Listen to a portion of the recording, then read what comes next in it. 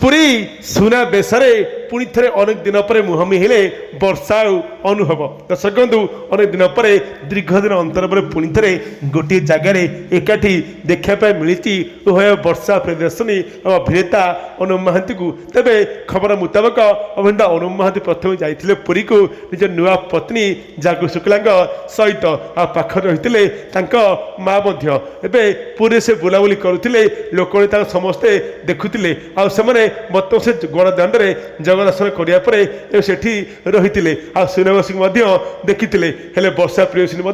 पुरी जाइए किसी विशेष कम से समाजसेवा कम सारिक पुरी में पहुँचते गोटे जगार तो हठात अनेक दिन पर गोटे जगार पुणी देखा होता उभय वर्षा प्रियदर्शनी और अभिनेता अनुप महांती तेरे से अनेक दिन पर मन बदलाई एकाठी गोटे जगार पुरी रथ टाणी सूचना उभय रथ टाणी जग दर्शन करते परदिन सुनबस देखि